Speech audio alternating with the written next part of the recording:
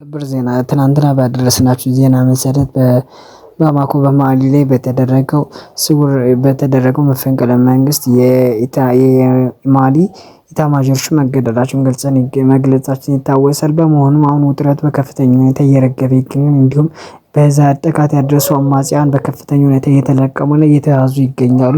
ሆኖም ይሄን ነገር ያደረገችውን ያቀነባበረችው ፈረንሳይ ለዚህ ሁኔታ ከፍተኛ ኃላፊነቷን እንደምትወስድ እነ ቡርኪና ፋሶ እና እንዲሁም እነ ኒጀር ይሄን በአንክሮት እየገለጹ ይገኛሉ። እንዲሁም የራሻው ፕሬዝዳንት ቭላድሚር ፑቲን ይሄን ነገር በከፍተኛ ሁኔታ እያወገዙትና ይሄ የፈረንሳይ ዳግም ቅኝ ግዛት ሀሳቧ መቼም እንደማይሳካና ይሄን አላማዋን እስካልተወች ድረስ መቼም ቢሆን ከዚህ ክፉ ሴራዋ እስካልታገች ድረስ የራሻም በፈረንሳይ ላይ ጥቅሞች ላይ ወደ ኋላ እንደማትልና እንዲሁም በእነዚህ ሀገራት ላይ እያደረሰችውን ያለው ከፍተኛ የሆነ ጠባጫሪና በእነዚህ ሀገር ሰላም ሁኔታ ለማወክ እያደረሰች ያለው ነገር በከፍተኛ ሁኔታ እየኮነኑ ይገኛሉ።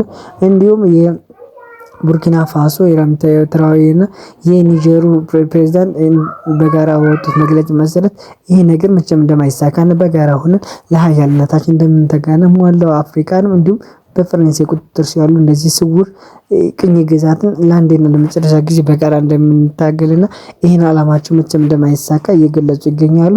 ሆኖም ይሄ ሁኔታ የዓለምን በከፍተኛ ሁኔታ ያስደነገጠ ይገኛል። እንዲሁም የራሻ ስፔሻል ኮማንዶች ለዚህ ከፍተኛ ምስጋና እየሰጣቸው ይገኛል። የነሱ አስተዋጽኦ ባይኖር ነው ማሊን ዳግም በፈረንሳይ ቁጥጥር ስር መዋሏ እንደማይቀርና እንደዚሁ አማጽያን በተለያየ ሰዓት ወደ ማሊም እንዲሁ ወደ ትሬ እንደሚገቡ እየገለጸ ይገኛል።